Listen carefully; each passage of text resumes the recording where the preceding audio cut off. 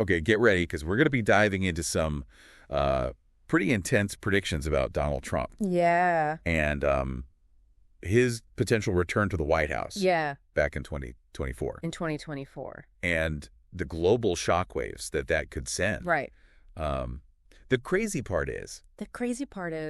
these predictions weren't made like after the election. Well, after the fact. We're talking like pre-election analyses. Yeah, pre-election. And expert opinions. Yeah, and they had... which is kind of crazy. They had foresight. It's like a time capsule of anxieties and potential scenarios. It's a bit like those pregame predictions. Yeah. Before like a big match.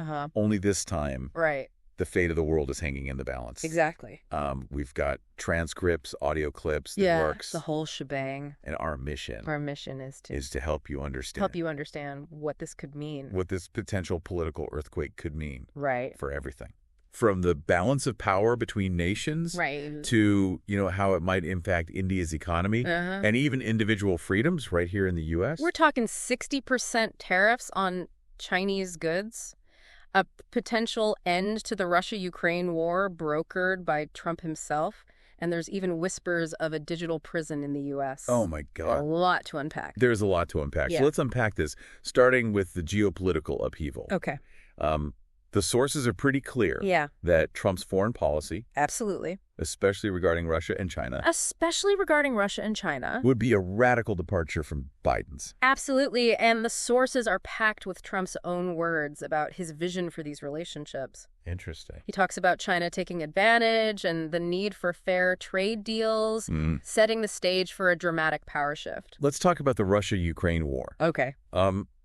Trump has repeatedly promised to broker a peace deal within 24 hours of taking office. 24 hours sounds... It sounds almost too good to be true. Almost too good to be true, right? Right. And the sources capture that skepticism beautifully. Yeah. We even have an audio clip of Macron being questioned about this very promise, and you can practically hear the gears turning in his head. Let's hear that clip. Okay. What does Macron have to say about Trump's peace plan? All right, so here's Macron responding to a journalist's question about Trump's claim center. Look, I had a very good discussion yesterday with President Trump, and we exchanged in depth both on the aggression war launched by Russia and Ukraine and about Near and Middle East. And I think he has clearly the willingness to help to stabilize his work, which is fine. Yeah. But destabilize mean cutting off Donbas dot center. Wow, you can practically hear the wheels turning. Right. He's clearly trying to figure out what a Trump-brokered peace might even look like. What would that even look like? What concessions might Ukraine be forced to make? Exactly. It's the million-dollar question, isn't it? It really is. What would peace even look like in this scenario? Yeah. And what would the implications be for Europe and the entire global power structure? And the sources don't shy away from the potential human cost either. Of course not. They highlight the concerns of Ukrainian soldiers on the ground who are understandably cynical about political talk while people continue to die. It's a stark reminder of the very real human cost of this conflict, regardless of what agreements are made in some fancy boardroom. Yeah. Okay. Yeah. So now let's move on to the potential for a U.S.-China trade war 2.0. Okay. This time, Trump is proposing a whopping 60% tariff on all Chinese goods. Wow. And has even talked about revoking China's most favored nation trading status. That's right, a 60% tariff.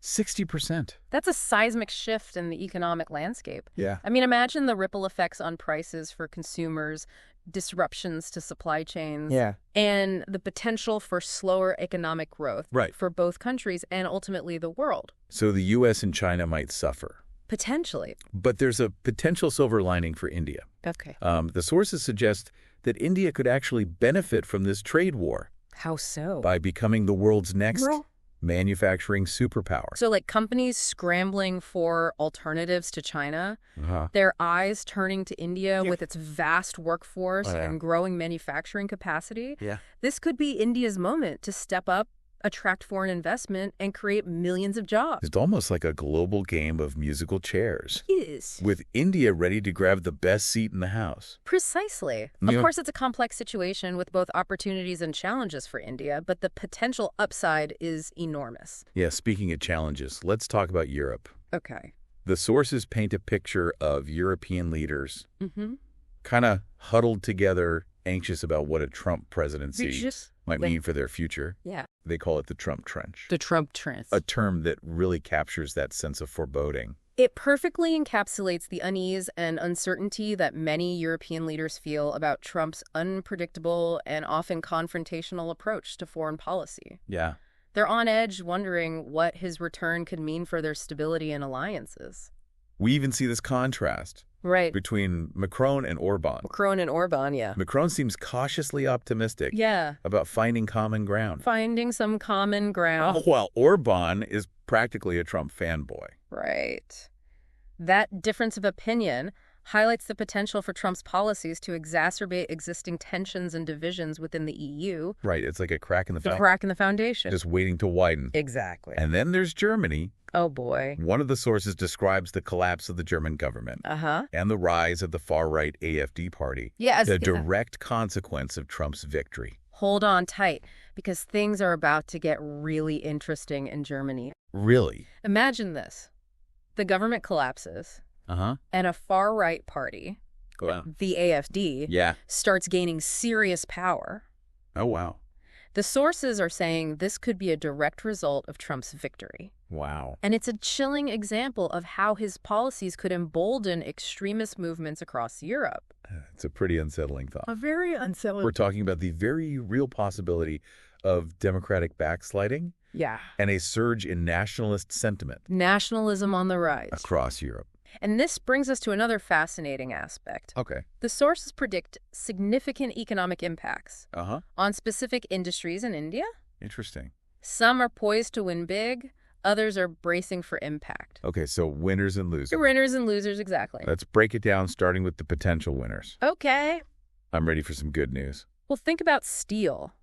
Companies like Harat Forge and RK Forging could see increased demand due to Trump's focus on U.S. infrastructure projects. Imagine bridges, roads, pipelines, all requiring massive amounts of steel. Oh, yeah, for sure. Yeah. And those U.S.-China trade tensions we talked about. Yes. They could be a boon for Indian solar companies. Absolutely. Like Very Energies. Very Energies. Who were already a major exporter to the U.S. Exactly. If Chinese solar panels become more expensive due to tariffs, right, Indian companies are perfectly positioned to grab a larger share of the U.S. market. So it's their chance to shine. It is. So that's the good news. That's the good news. But of course, there's a flip side. There's always a flip side. The sources don't sugarcoat the potential downsides for India either.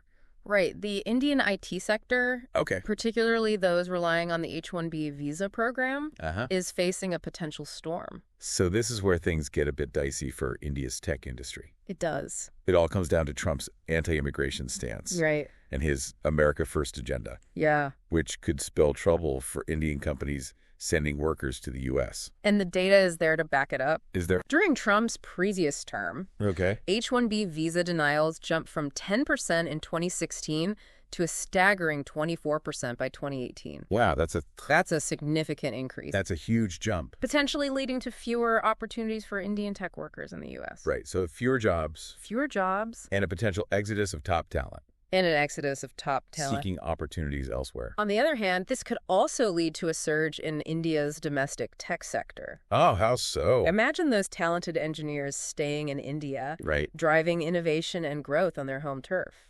So there's that silver lining. There it is. Even in the face of challenges, there's always the potential for adaptation and innovation. Absolutely. But it's not just IT facing the heat. No. The Indian pharmaceutical industry is feeling the pressure as well. Absolutely. Trump has made lowering drug prices in the U.S. a top priority. Okay. This could significantly impact Indian generic drug manufacturers. How so? Who rely on the high prices of American drugs to maintain their own profit margins. So if American drug companies are forced to lower their prices, Indian companies might have to follow suit. They might have to. Potentially cutting into their profits. That's the concern. That's a big concern. And there's one more potential economic ripple effect we need to consider. Okay, what's that? Interest rates. Interest rate? Imagine you're trying to buy a house in Mumbai. Okay. If interest rates go up because of what's happening in the U.S., your loan will become more expensive. Right. Making it harder to afford that house. So essentially inflation in the U.S.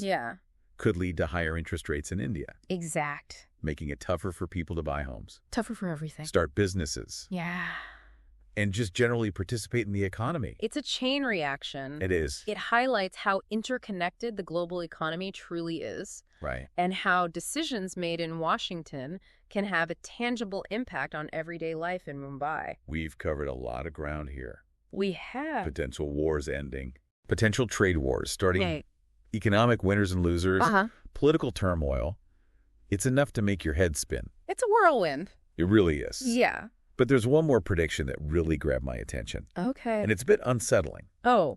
It involves this idea of pan-e-circo. Pan-e-circo. Which basically means... What is that? Distracting people with entertainment. Oh. While something else is going on behind the scenes. Wow, this pan-e-circo theory is giving me chills. Right. Let's unpack this because I need to understand how this could actually play out. So several sources raise concerns about the potential erosion of freedoms in the U.S. Right. Under a Trump presidency. Yeah. And this theory is at the heart of those concerns. It's a classic strategy. It is. Think of the Roman emperors using bread and circuses, literal food and entertainment to keep the populace content while they consolidated power. Right. The sources argue that something similar could be happening in the digital age, just with more sophisticated tools of control. So while we're all glued to the political drama and worrying about our wallets, something more sinister could be brewing beneath the surface. Potentially. The sources get pretty specific about their concerns. Like what? They're talking about the potential for increased surveillance and control. Okay. They even paint a picture of a future America with the Federal Reserve abolished, a digital currency in place, biometric surveillance at borders, and a Chinese-style everything app that manages social credit scores. They argue that fear and distraction are powerful tools for those in power. Right. Keep the public focused on external threats or economic anxieties. Yeah. And they're less likely to notice the gradual erosion of their freedoms. So it's like a slow creep towards a more authoritarian society happening right under our noses. Right under our noses. While we're distracted by the latest scandal or economic indicator. And these predictions, while alarming, aren't completely out of the blue. They point to Trump's past praise of authoritarian leaders and his own tendency to undermine democratic norms and institutions. It's like all the pieces are in place. They're in place. Waiting for someone to put them together. Right. And if that someone is Donald Trump with his America First rhetoric and his disdain for international cooperation, it paints a pretty bleak picture. That's the core of their argument. Yeah. It's about the convergence of factors creating a perfect storm. That perfect storm. And whether or not you buy into the most extreme predictions, it raises vital questions about the future of American democracy. Yeah. And the trade-offs we're willing to make. How much freedom are we willing to sacrifice for the promise of security or economic stability? Exactly. It's a question each individual has to grapple with. It really is a question for all of us. Absolutely. Okay, so that's it for part 1 of our deep dive. Part 1 down. We've just scratched the surface. We've just begun. But it's clear that the potential consequences of a Trump presidency are vast. Vast and far-reaching. And far-reaching. Join us in part 2 as we delve deeper into these predictions, examine the evidence more closely, and explore the potential consequences of this political earthquake. It's going to be a wild ride. It is. It is. Buckle up. We'll be back after a quick break. Welcome back to the Deep Dive. I hope you've had a moment to process everything we discussed in part 1, because we're about to go even deeper. All right, deeper it is. Remember that pan-e-circo theory? Oh, yeah, that one was a doozy. The idea of using distraction to erode freedoms. Right. Let's unpack that a bit more. Okay, let's unpack it. Because it gets really interesting when you start looking at the historical parallels and current trends. It's true. The sources paint a rather unsettling picture, suggesting that this strategy of fear and distraction is a tale as old as time. Right. It's a tried and true method for those in power. Yeah. And it's not just limited to ancient Rome. Okay, I get the historical context. But what about the evidence for it happening today, particularly in the U.S.? Right. Because, let's be honest. Yeah. Some of these predictions sound pretty conspiratorial. They do sound a bit out there. Ending the Federal Reserve. Right. A Chinese-style social credit system in the U.S. Yeah.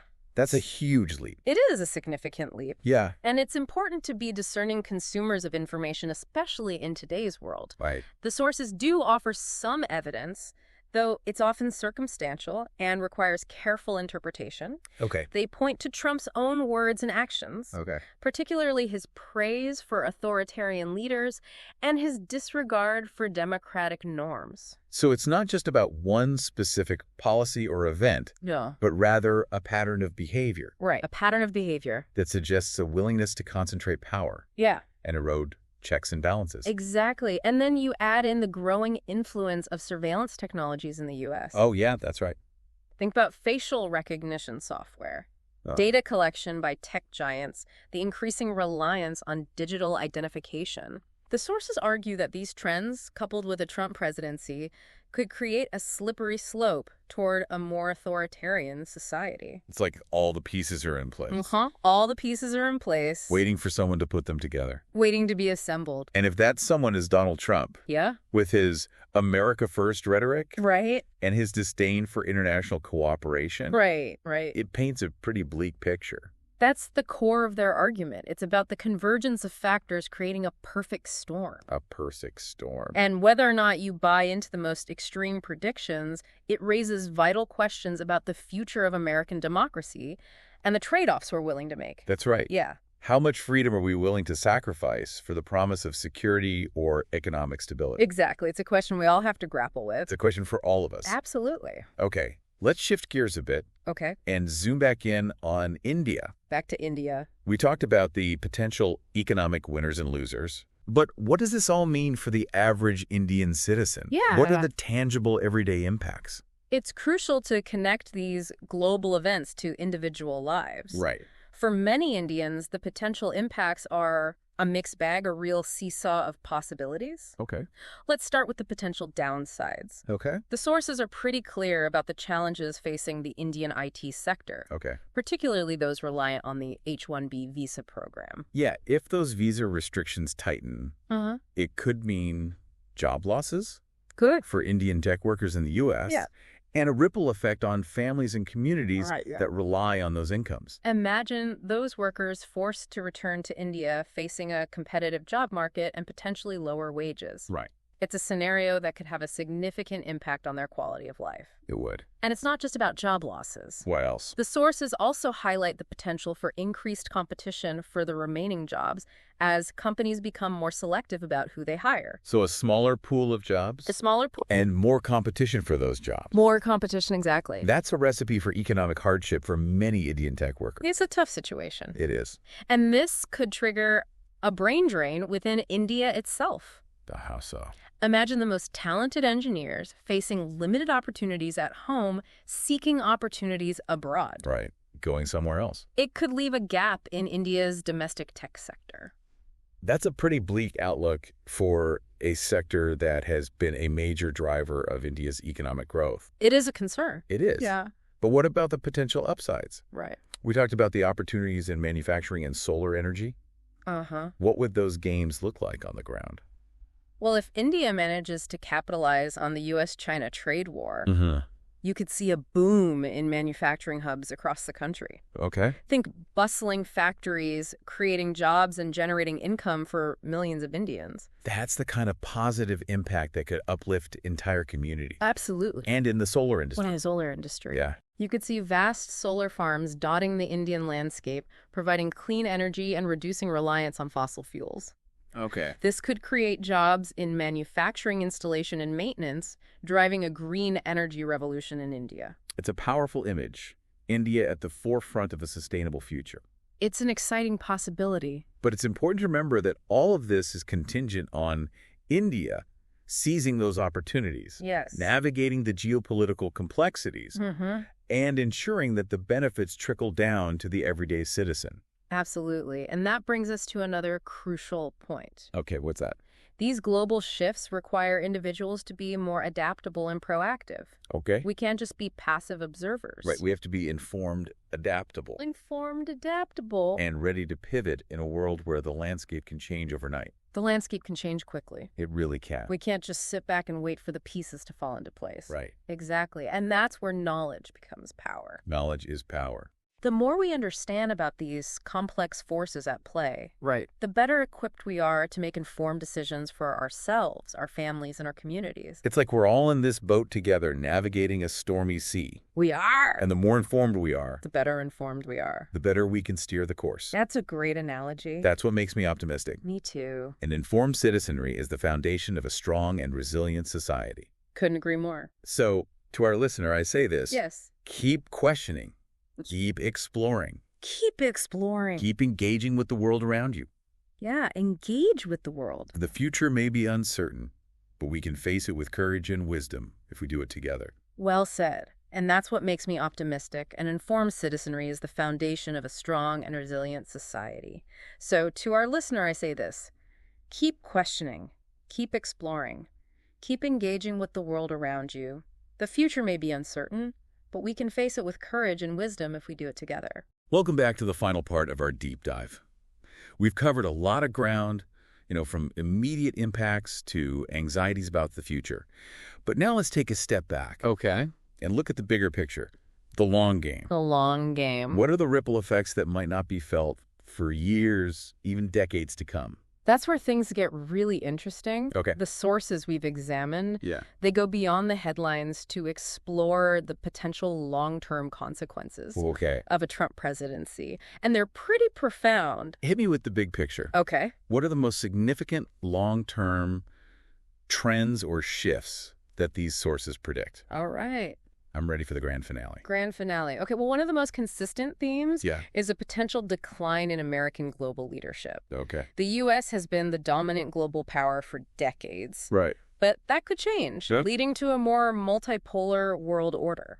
Okay, but what does that actually mean for, the average person? Right. Paint a picture for me. Imagine a world where the U.S. is less involved in resolving conflicts, Okay. less engaged in promoting democracy and human rights, Yeah. and less willing to provide economic aid or military support to its allies. So it's not just about, military might or economic influence waning, No. but a whole shift in how the U.S. interacts with the world. Exactly. Okay. And this shift could embolden authoritarian regimes, Oh, wow. leading to more regional conflicts, Right. and making it harder to address global challenges like climate change or pandemics. The world is a giant Jenga tower, Yeah, and the U.S. pulling back could make the whole thing a lot more wobbly. that's a great analogy. But let's be real. Yeah, The U.S. has been trending towards isolationism for a while now. it has. It's not like this is a completely new phenomenon. You're right.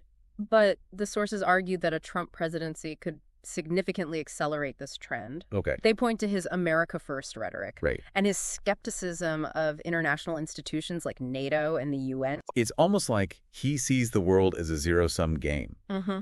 where one country's gain is automatically another's loss. That's the perception. Yeah. And that kind of thinking can erode trust and cooperation between nations. Right. And it's not just about hard power, No. military and economic influence. Right. It's also about America's soft power, Soft power. its cultural influence, Yes. and its ability to inspire. Exactly.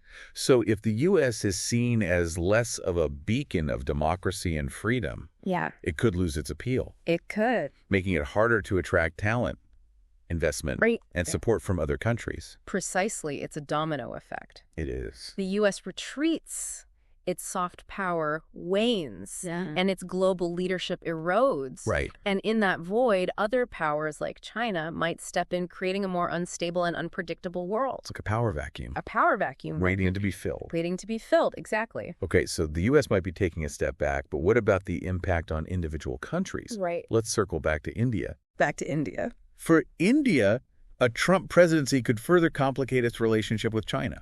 It could. Trump's confrontational approach Yeah. could force India to choose sides, Right. putting it in a tough spot. The tough spot indeed. India and China have a complex relationship, to say the least. Yeah, they're both major powers in Asia, Mm-hmm. and they've got a history of conflict and competition. Exactly. And then there's Russia. Right. Trump's apparent affinity for Putin could make it difficult for India to maintain its close ties with Russia without alienating the U.S. Right, because India has historically relied on Russia for military equipment and support. They have. It sounds like India could end up caught in the middle of a geopolitical tug of war.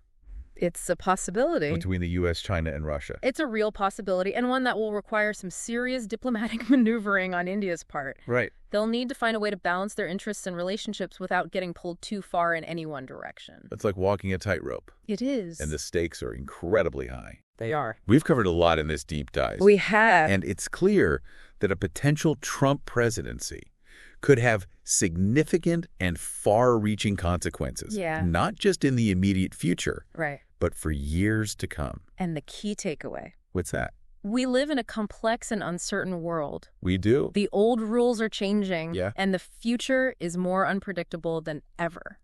So what do we do? Right. How do we navigate this new reality? We arm ourselves with knowledge, Okay. hone our critical thinking skills, and embrace adaptability.